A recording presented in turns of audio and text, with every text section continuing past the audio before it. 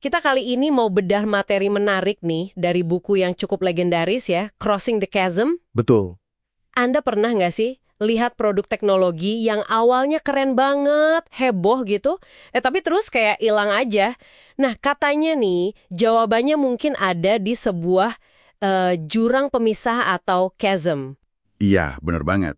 Konsep intinya tuh ada semacam, ya kayak rintangan besar lah yang misahin kelompok pengguna awal yang semangat banget para visioner itu, Hmm. sama pasar yang lebih gede, yang mayoritas. Tapi mereka ini lebih hati-hati, kaum pragmatis namanya. Dan ini bukan sekedar celah kecil ya, katanya jurang beneran. Iya, ini krusial banget. Ini bukan gap biasa, tapi beneran jurang yang, ya bisa dibilang menentukan hidup matinya sebuah inovasi teknologi. Kelihatannya bagus malah jatuh di sini. Dan yang paling penting gimana caranya nyebrang. Siap kita bongkar ini. Oke, siap. Jadi, kita mulai dari dasarnya dulu ya. Ingat nggak, ada yang namanya kurva adopsi teknologi. Oh iya, yang ada innovators, early adopters. Nah, itu dia. Ada innovators, early adopters atau visioner, terus early majority atau pragmatis, late majority, sama laggards. Buku ini bilang, di antara tiap grup itu sebenarnya ada celah. Tapi, yang paling gede, paling lebar, paling bahaya juga, itu justru antara si visioner sama si pragmatis ini. Nah, kenapa di situ? Apa sih yang bikin mereka ini kok beda banget gitu? Wah, ini motivasinya beda jauh. Kalau visioner itu, mereka nyarinya terobosan yang, revolusioner gitu. Keuntungan strategis gede, dan mereka berani ambil risiko tinggi, pakai teknologi baru. Mereka nggak terlalu pedulilah sama omongan orang atau referensi di industrinya. Yang penting baru dan canggih. Sementara kalau yang pragmatis, mereka kebalikannya dong ya. Lebih main aman. Tepat sekali. Pragmatis ini jauh lebih konservatif mungkin ya. Mereka carinya peningkatan yang jelas, tapi bertahap. Nggak muluk-muluk. Dan yang penting, mereka butuh bukti kuat. Butuh referensi dari teman-teman sejenis di industri mereka. Terus, mereka peduli banget sama solusi lengkap. Jadi nggak cuma produk intinya aja. Maksudnya solusi lengkap gimana tuh? Ya, kayak dukungan teknisnya gimana, ada layanannya nggak, kompatibel nggak sama sistem yang udah ada. Gitu-gitu.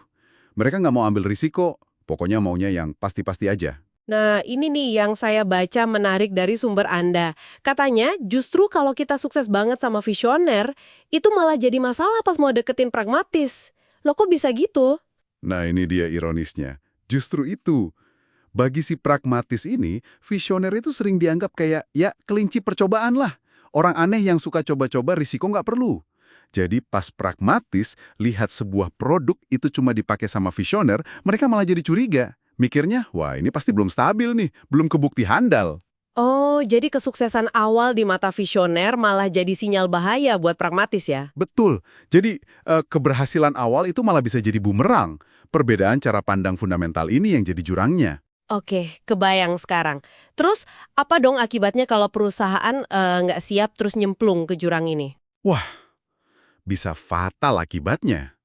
Perusahaan itu bisa kehabisan pelanggan visioner duluan sebelum si pragmatis ini siap beli. Jadi penjualannya mandek gitu? Mandek total. Terus arus kas jadi negatif kan? Iya. Investor mulai gelisah, wah ini bahaya. Bahkan bisa muncul yang namanya vulture capitalist. Itu apa lagi? Ya, investor yang emang sengaja nyari perusahaan yang lagi sekarat buat diambil alih dengan harga murah gitu. Pesaing besar yang udah mapan juga pasti langsung manfaatin kesempatan. Makanya banyak startup bagus yang gugur di sini. Pantesan. Di sumbernya disebut ini kayak situasi catch-22 ya, serba salah. Pragmatis nggak mau beli sebelum mapan, tapi nggak bisa mapan kalau mereka nggak beli. Bener-bener masa kritis ya? Persis. Sumber daya habis buat ngejar pasar yang belum mau nerima. Mimpi indah teknologi barunya bisa kandas gitu aja. Sayang banget kan? Oke.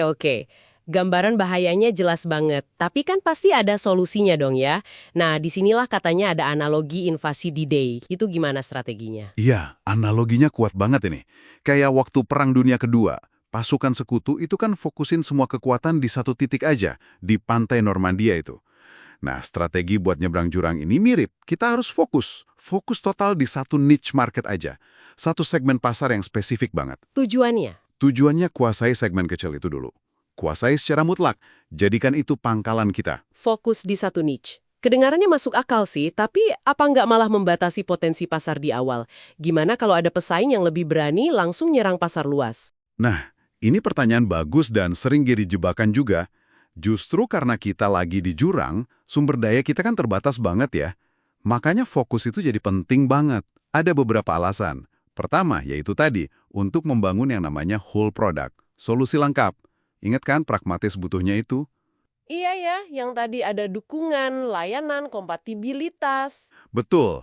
Nah, membangun itu semua kan butuh sumber daya gede. Kalau kita fokus di satu niche aja, kita bisa kerahkan sumber daya kita buat benar-benar muasin kebutuhan mereka secara total di situ. Jadi lebih efektif. Oke, masuk akal. Jadi sumber daya terbatas diarahkan buat memuaskan satu kelompok kecil dulu tapi secara menyeluruh. Terus alasan lain, fokus niche. Kedua, ini penting banget. Buat menciptakan efek word of mouth yang kuat. Tapi di dalam niche itu aja dulu. Kenapa di dalam situ aja? Karena pragmatis itu sangat percaya sama omongan atau referensi dari rekan sejenis mereka. Kalau kita bisa bikin beberapa pemain kunci di niche itu puas banget, wah, kabar baiknya bakal nyebar cepat di komunitas mereka. Ketiga, ini soal bangun persepsi. Persepsi sebagai pemimpin pasar di niche tersebut. Jadi kayak jadi ikan besar di kolam kecil dulu gitu ya? Tepat. Pragmatis itu cenderung mau beli dari pemimpin pasar. Kenapa? Karena dianggap lebih aman, lebih terjamin. Dengan kita dominasi satu niche, kita bangun reputasi kepemimpinan itu. Kalau kita mainnya jualan kemana aja, itu malah buang-buang sumber daya dan gagal bangun momentum. Dan jadi pemimpin ini ada kaitannya sama whole product tadi ya? Erat banget kaitannya. Kemampuan kita jadi pemimpin, itu karena kita bisa kasih solusi lengkap yang mereka butuhkan. Di buku ini ada contoh nyatanya juga kan? Saya ingat ada disebut dokumentum di farmasi. Iya, betul. Dokumentum fokus banget ke departemen regulasi di perusahaan farmasi. Terus ada Salesforce.com. Awalnya fokus cuma ke tim sales di perusahaan menengah. Atau VMware. Dulu fokusnya ke admin sistem buat urusan testing dan development. Kunci sukses mereka sama semua ya berarti. Fokus yang tajam ke satu masalah besar di satu segmen pasar aja. Bener banget. Mereka nggak coba jadi segalanya buat semua orang di awal. Nggak serakah gitu. Mereka pilih satu pantai pendaratan, mereka menangkan pertempuran di situ, bangun benteng yang kuat, baru deh habis itu pelan-pelan meluas. Jadi kalau ditarik kesimpulan nih, pelajaran utamanya itu soal disiplin ya. Nyebrangin jurang itu intinya bukan jualan sebanyak mungkin ke siapa aja. Bukan. Tapi soal milih satu medan perang kecil yang krusial, terus kita harus menang telak di situ. Bangun basis yang kuat, baru mikir ekspansi. Iya, dan ini butuh keberanian loh. Keberanian buat bilang enggak sama peluang-peluang lain yang kelihatannya menggiurkan. Tapi di luar niche target kita, setidaknya untuk sementara waktu. Fokus yang tajam itu, ya itulah jembatan buat nyebrangin jurang pemisah tadi. Oke, nah sebagai penutup nih mungkin buat Anda renungkan ya di rumah. Coba deh pikirin, ada nggak produk atau teknologi yang Anda tahu dulu sempat populer di kalangan pengguna awal, tapi kok sekarang kayaknya gitu-gitu aja atau malah hilang? Mungkinkah produk itu sebenarnya lagi terjebak di jurang pemisah?